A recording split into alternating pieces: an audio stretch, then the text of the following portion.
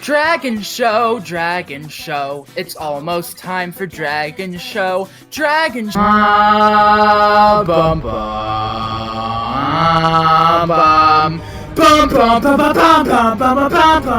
After 3 years, the entire Game of Thrones franchise and its fandom have emerged from the casket that the 8th and final season put it in. And with it, we get a new show set in Westeros, but it's a prequel show? Alright, I know what you're thinking. A prequel show? Do I really need to watch this? Didn't Joffrey, spoil the ending in Season 3? Well, don't worry, cause I got some good news for you. You probably don't remember what scene that was in. The scene is actually in Season 3, Episode 4, and now his watch is ended, so if you want to steer clear of spoilers, just don't rewatch that episode. And even better news, you get to watch Joffrey die at a wedding again, in an arguably more brutal way, so yay! Of course, that Joffrey is a lot more likable than other Joffrey, so a bit of an L there. And how is any of this at all relevant to the video?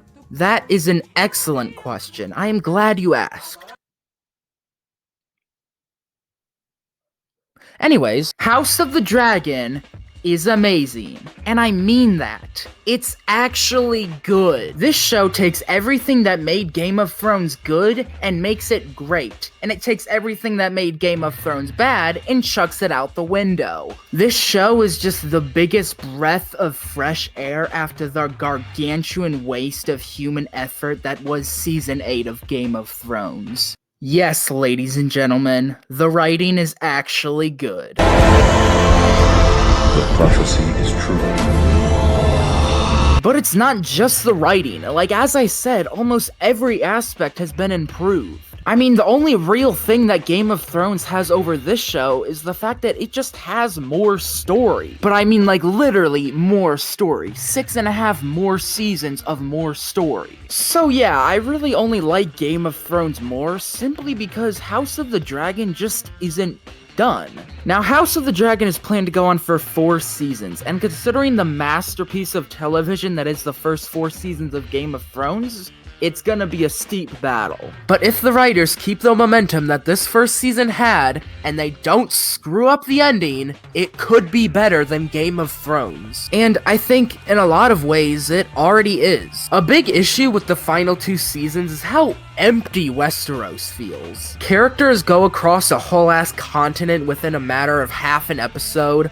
All the sets feel dry and quiet, and it is literally the complete opposite in House of the Dragon. Take this simple scene of Alicent and Rhaenyra going across this courtyard. Do you recognize this courtyard? No, you don't. Because this is what it looks like in Game of Thrones. I mean, just take Dragonstone in its entirety. In Game of Thrones, this ancient Targaryen fortress is comprised of a beach, a cliff, a table room, a throne room, and stairway. We spend a good 15 minutes on Dragonstone and House of the Dragon, and we have infinitely more depth to it than we did in the 2 seasons of just sitting around than we did in Game of Thrones. And why don't you just look at the Iron Throne? It looks so uncomfortable. I love it. But it would be unfair of me to judge the show solely based on the aspect that it improves of Game of Thrones. Let's talk about the new stuff. Well, I think the writing of cinematography and direction are all higher top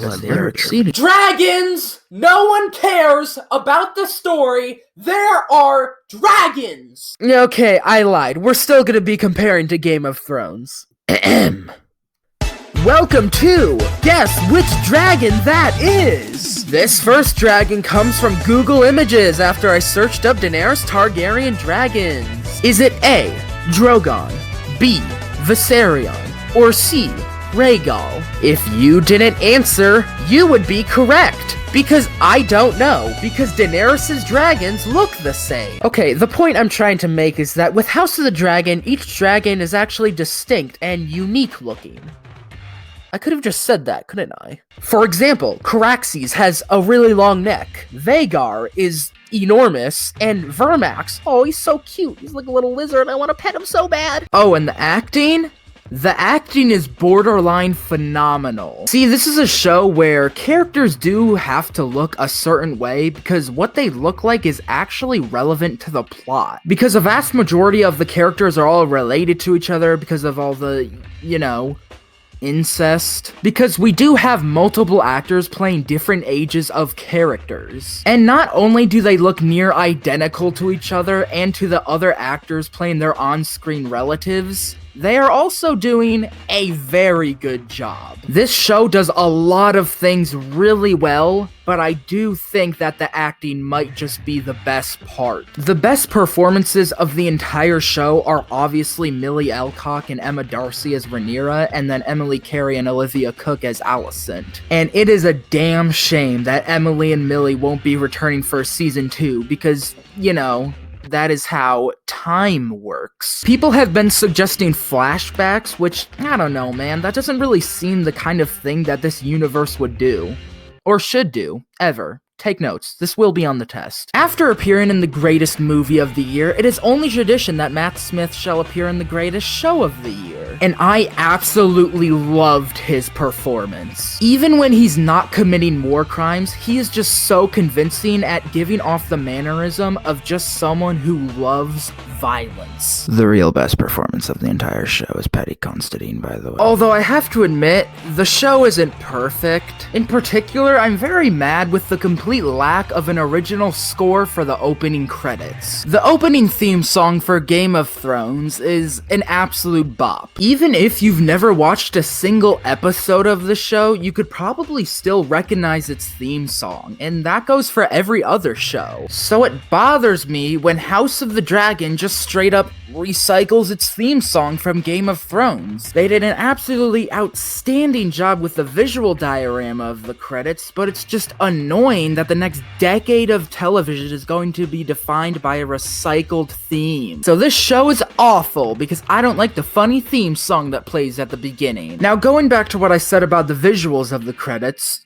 the visuals of the credits are really cool. The setting of Game of Thrones was massive, an entire continent, so opening credits that swing around to different locations of that setting that are relevant to that specific episode was genius. This time around, the story is taking more pride in its characters and not its rich and expansive world, so credits that solidify that is also genius. House of the Dragon's opening credits are of the Targaryen family ancestry, or the Targaryen family incest tree, and as characters have children or characters die, the credits update, and I really like this. So therefore, in conclusion, as expressed, overall, as a result, finally, lastly, in summary, the show is pretty great. It felt fresh and engaging, it was never really boring, and I'm just really excited to see what they do with season 2. So yeah, that Game of Thrones prequel show wasn't all that bad. So please, like and subscribe, and comment video ideas, because I don't really know what to make a video about. There really isn't anything coming out within the next few months. Oh, and by the way, Ragnarok is coming!